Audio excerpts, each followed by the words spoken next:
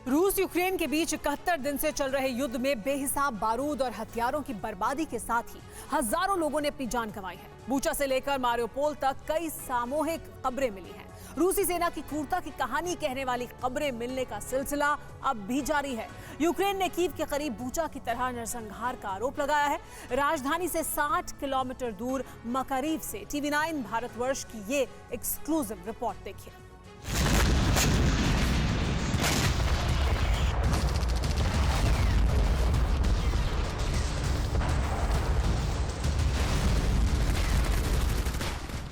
हजारों लोगों को मौत देने की क्षमता रखने वाली घातक मिसाइल।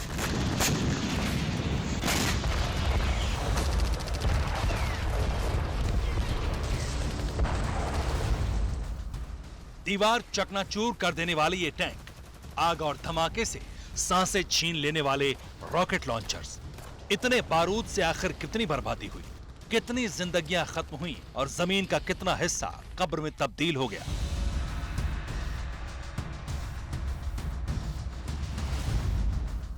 71 दिन की इस जंग में आप ऐसी कई जगह देख चुके हैं जहां सामूहिक कब्रें मिली, क्रूरता की आग में झुलस चुके शव दिखे। कहानी आगे बढ़ रही है।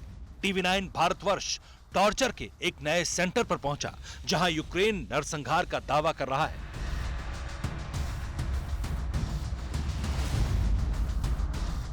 जरा याद कीजिए, मार्च का पहला हफ्ता यूक्रेन की राजधानी कीव रशियन फौज के प्राइम टारगेट पर थी और जंग का सबसे जोरदार मुकाबला यहीं चल रहा था। रशियन फौज कीव के करीब थी और यूक्रेन की जमीन पर रूसी सेना कई टेम्पररी बेस और ठिकाने बना चुकी थी। कीव की सुरक्षा में यूक्रेन के हजारों सैनिक मुस्तैद थे, लेकिन उन लोगों की कोई खबर नहीं आ रही थी जिनके घर के करीब, जिनकी कॉलोनी की सड़कों पर रशियन फौज का कब्जा हो चुका था। यूक्रेन के उन लोगों का क्या हुआ जिनकी जिंदगी सिर्फ रशियन फौज की मेहरबानी से बच सकती थी। TV9 भारतवर्ष एक बार फिर कीव के करीब एक ऐसे ही इलाके में पहुंचा। TV9 भारतवर्ष के रिपोर्टर बिपिन चौबे और इंटरनेशनल मीडिया की दूसरी कई टीमों को लेकर यूक्रेन की सेना मकारीव पहुंची। इस महिला के जो बेटे हैं वो 2 महीने से इस एरिया में लापता हैं।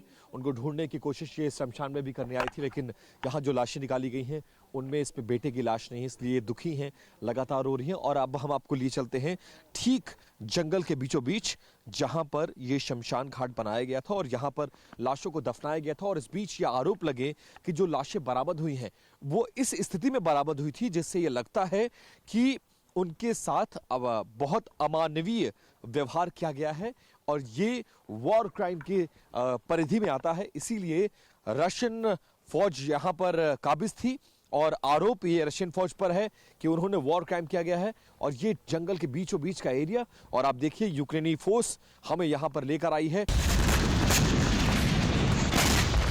यूक्रेन का दावा है कि मकारीव में वही कहानी दोहराई गई, वही क्रूरता, वैसा ही टॉर्चर और नरसंहार हुआ जैसा बूचा में रशियन फौज पर आरोप लगा था। मकारीव कीव से 60 किलोमीटर दूर है। रशियन फौज ने यहां बेस बनाया था। मकारीव के कई लोग 2 महीने से गायब हैं। मकारीव में जगह जगह शव और माइंस मिल रही हैं। मकारीव में माइंस को डिफ्यूज करने के बाद शवों को निकालने का काम चल रहा है।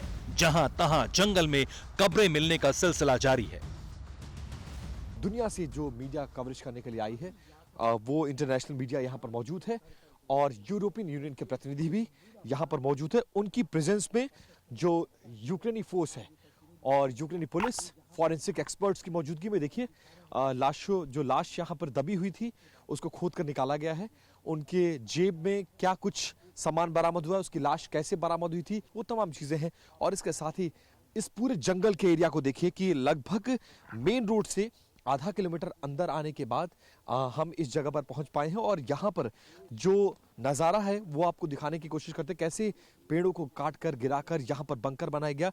यहाँ लगभग 20 दिन से ज़्यादा रशियन फोर्सेस ने अपना मोर्चा बनाया हुआ था और इस एरिया में, इस इलाके में रशियन फोर्स अपना मोर्चा बनाकर यहाँ से फायरिंग कर रही थी और यहाँ जो लोकल्स थे उनके साथ अत्याचार किया गया, उनके साथ मारपीट की गई।